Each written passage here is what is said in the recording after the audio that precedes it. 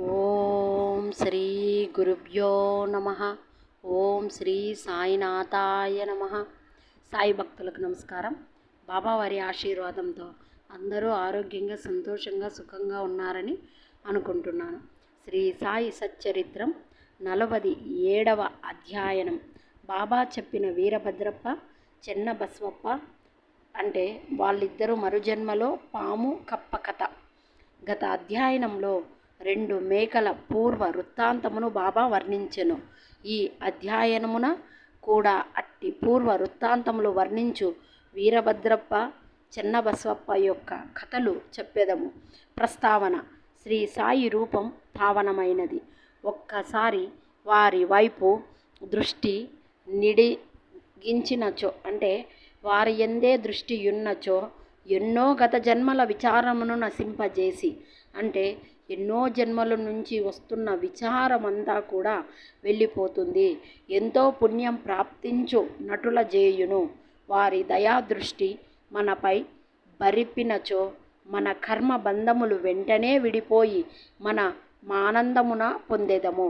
గంగానదిలో స్నానం చేయువారి పాపములన్నీ తొలగును. అట్టి పావనమైన నది కూడా యోగులెప్పుడు వచ్చి తనలో మునిగి తనలో ప్రోగైన పాపములన్నింటినీ వారి పాద ధూళిచే పోగొట్టెదరా అని యాతురతో జూచును. యోగుల పవిత్ర పాదధూళి చేతనే పాపమంతయు కడుగుకొని పోవునని గంగామాతకు తెలియను. యోగులలో ముఖ్య అలంకారము శ్రీసాయి. పావనం చేయు ఈ క్రింది కథను వారి నుండి వినుడు. బాబావారు అదేవిధంగా పూర్వవృత్తాంతం. చెన్నబసవప్ప అనే ఒక అతను ఉండేవాడు, వీరభద్రప్ప అనేవాడు ఉండేవాళ్ళు. వాళ్ళు ముందు జన్మలో మనిషిగా జన్మించిన ఇప్పుడు పాము కప్పగా జన్మించారు. వాళ్ళ కథ ఏంటో చెప్తాను వినండి అని బాబావారు భక్తులతో అంటున్నారు. పాము కప్ప. సాయిబాబా ఒకనాడు ఇట్లు చెప్పే దొడంగెను. ఒకనాడు ఉదయం ఉపాహారం ముగించిన తరువాత వ్యాహోలికి పోయి ఒక చిన్న నది ఒడ్డున చేరితిని. అలిసిపోవుటచే నచట విశ్రాంతి నొంది తిని చేతులు కాళ్ళు కడుక్కొని స్నానం చేసి హాయిగా కూర్చుని ఇంటిని. అచట చెట్లు నీడలున్న కాల త్రోవ బండి త్రోవ రెండును కలువు. అంటే చిన్నగా నడిచిపోయే ఒక దారి, తర్వాత బండిపోయే పెద్ద దారి రెండూ కూడా ఒక చోట కలుస్తాయన్నమాట. చల్లని గాలి మెల్లగా వీచుచుండెను. చిలుమును త్రాగుటకు తయారు చేయుచుండగా కప్ప ఒకటి బెకబెకలాడుట వింటిని. బాబావారన్నమాట ఈ విధంగా చెప్తున్నారు. ఆయన ఉపహారం ముగించుకొని తర్వాత వ్యాహాలకి పోతున్నప్పుడు ఆయన అక్కడ నది అంటే అక్కడ విశ్రాంతి చేస్తున్నాడు. కాళ్ళు చేతులు కడుక్కొని స్నానం చేసి హాయిగా కూర్చున్నాడు. అదేవిధంగా ఇంకా ఇక్కడ చల్ల గాలి వస్తుంది, చిలం తాగుదామని చెప్పేసి చిలం గొట్టం అనేది ఒకటి బాబావారి దగ్గర ఉండేవాడనమాట. అది అంటే పొగాకు పొడితో నింపింటారు దాన్ని నిప్పుతో అంటించుకొని పీలుస్తారనమాట. ఆ చిలము గొట్టం అనేది అంటే ఒక పైప్ లాంటిది ఉంటుంది. దాంట్లో పొగాకు పొడిని అంతా దూరుస్తారు.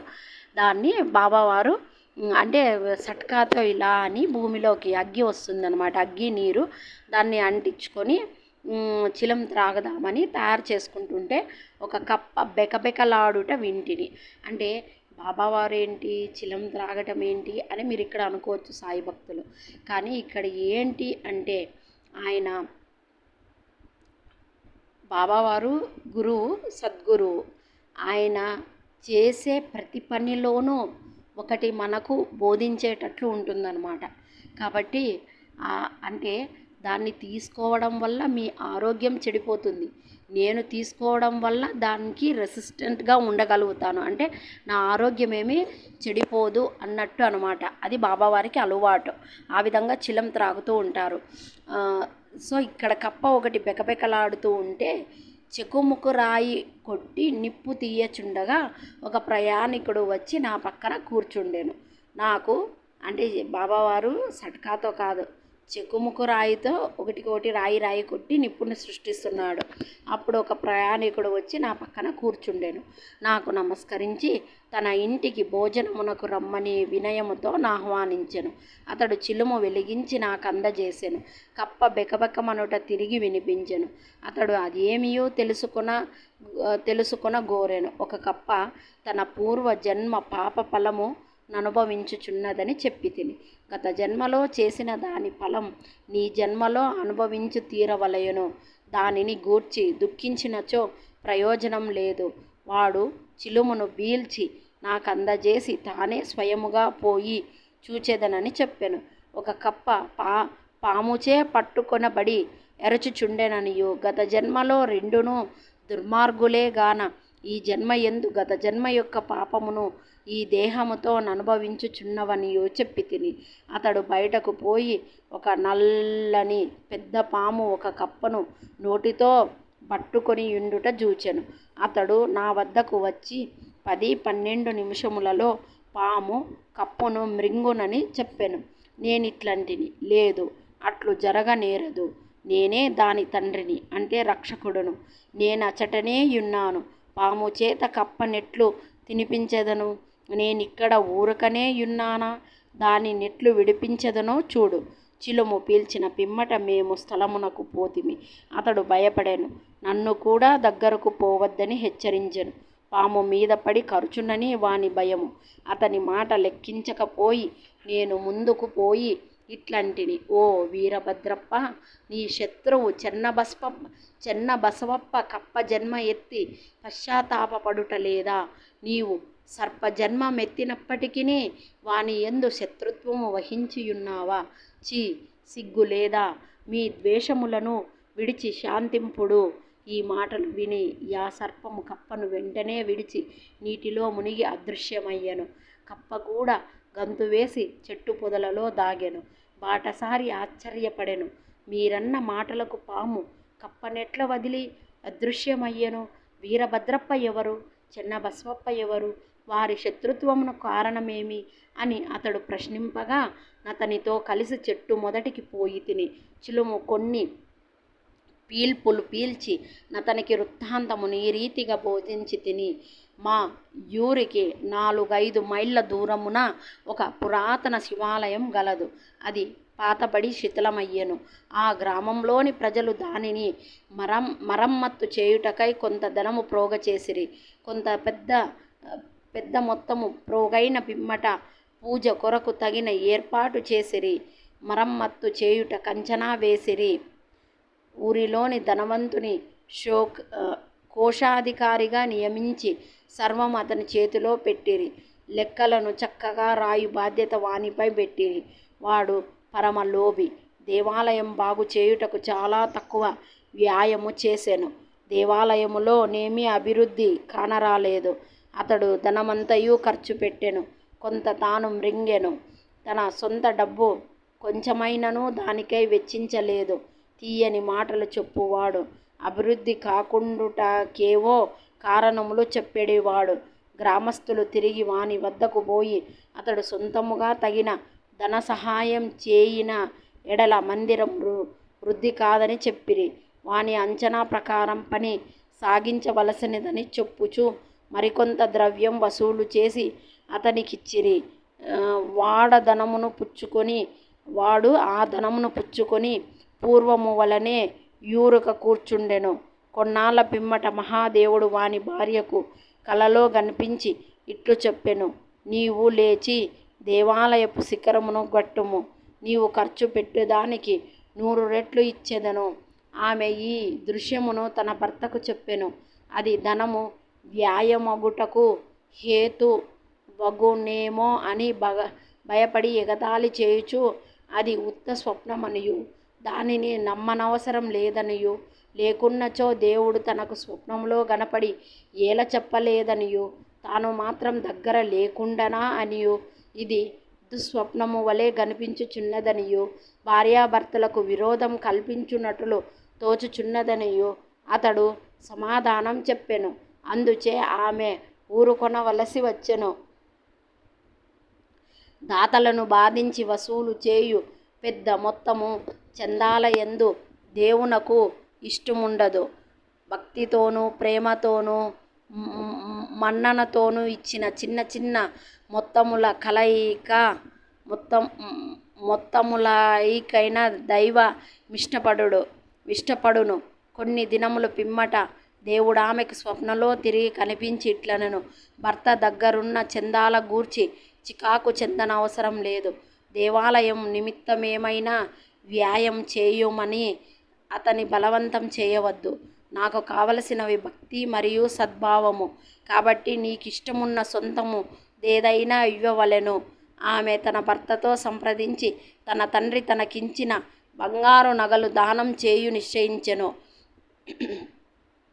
ఆ లోభి ఈ సంగతి విని చికాకు చెంది భగవంతుని కూడా మోసం చేయు నిశ్చయించుకొనెను.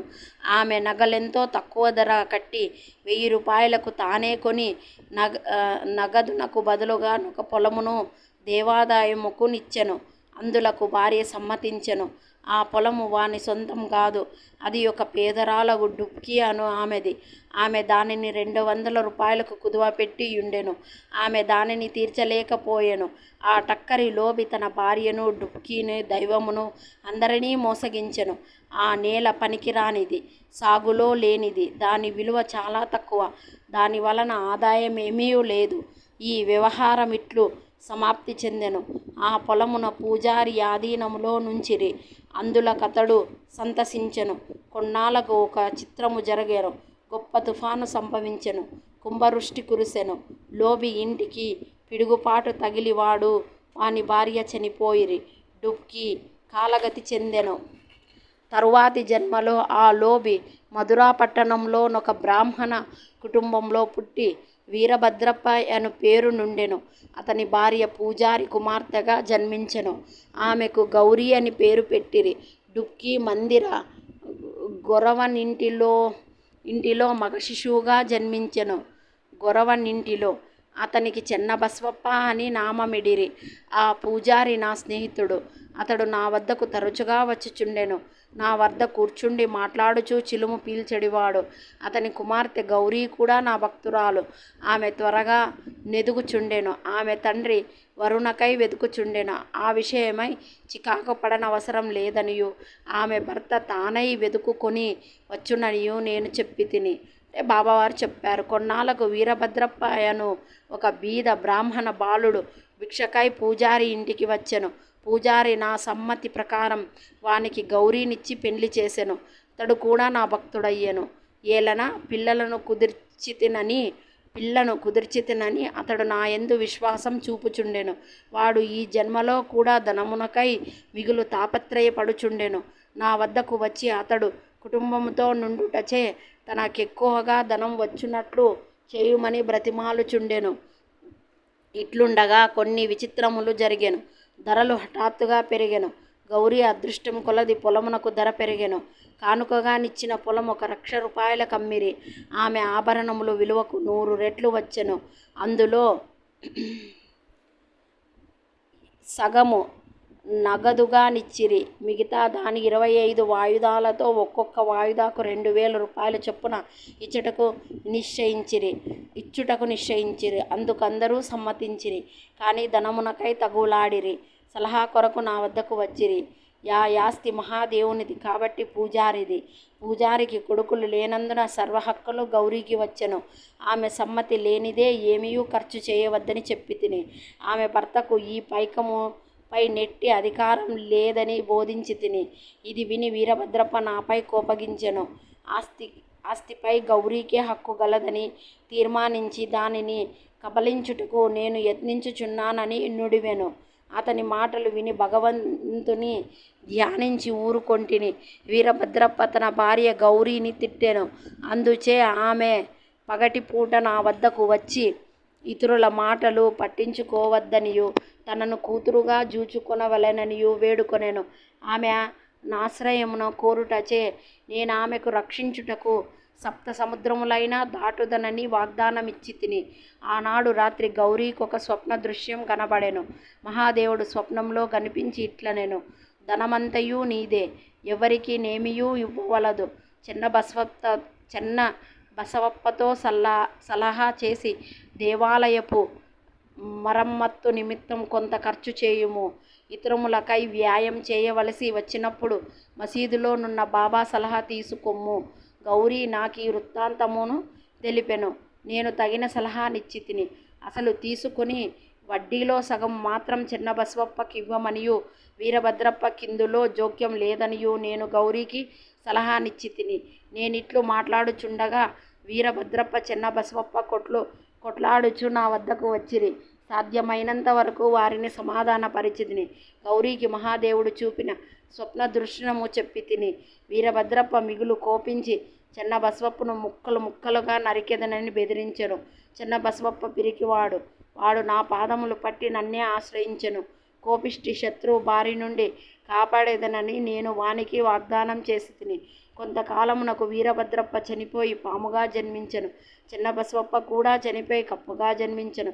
చిన్న బసవప్ప బెకబెకలాడుట విని నేను చేసిన వాగ్దానము జ్ఞప్తికి తెచ్చుకుని ఇక్కడకు వచ్చి వానిని రక్షించి నా మాటలను పాలించుకొంటిని. భగవంతుడు ఆపద సమయమందు భక్తులు రక్షించుటకై వారి వద్దకు పెరగెత్తును. భగవంతుడు నన్నిచ్చుటకు పంపి చిన్న బసవప్పను రక్షించెను. ఇదంతయు భగవంతుని లీల. నీతి.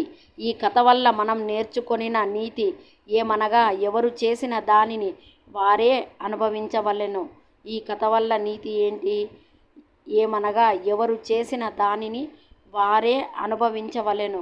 ఇతరులతో గల సంబంధములన్నింటినీ బాధను కూడా అనుభవించవలెను. తప్పించుకును సాధనము లేదు. తనకెవ్వరితోనైనా శత్రుత్వమున్న ఎడల దాని నుండి విముక్తిని పొందవలెను. ఎవరికైనా ఏమైనా బాకీయున్నా దానిని తీర్చివేయవలెను. రుణము గాని శత్రుత్వ శేషము గాని యున్నచో దానికి తగిన బాధ పడవలెను. ధనము నందు పేరాశ గలవాని నది హీనస్థితి తెచ్చును. తుట్టతుదకు వానిని నాశనం కలుగజేయను. బాబావారు ఏం చెప్తున్నారు ఇక్కడ? నీతి. మనం ఏదైనా సరే చేసిన దాన్ని ఖచ్చితంగా మనం అనుభవించాలి. ఇతరులతో గల సంబంధం కానీ బాధను కూడా ఇతరులతో గల సంబంధములన్నింటినీ కానీ బాధను కూడా అనుభవించవలను. తప్పించుకునే సాధ్యం లేదు. తనకెవరితో అయినా శత్రుత్వం ఉన్న వెడల దాన్ని విముక్తి చేసుకోవాలి. ఎవరైనా ఏమైనా బాకీ ఉన్నా మనం ఏదైనా బాకీ ఉన్నా తీర్చేయాలి. రుణం కానీ శత్రుత్వ శేషము కానీ ఉన్నచో దానికి తగిన బాధ పడవలెను. ధనమునందు పేరాస గల వానిని నది హీన స్థితికి తెచ్చెను. తుట్టతుదకు వాణ్ణి నాశనం చేయను. డబ్బు మీద ఎక్కువ ఆశ ఉండకూడదనమాట. వాళ్ళని హీన స్థితికి తీసుకొస్తుంది. తుట్టతుడకు ఆ ధనమే వాళ్ళని నాశనం చేస్తుంది అని ఈ కథలోని నీతి. శ్రీ సాయినాథాయ నమః. 47వ అధ్యాయం సంపూర్ణం. సద్గురుం శ్రీ సాయినాథార్పణమస్తు. శుభం భవతు. నా వీడియోస్ మీకు నచ్చినట్టయితే లైక్ చేయండి, షేర్ చేయండి, సబ్స్క్రైబ్ చేయండి. Thanks for watching my video.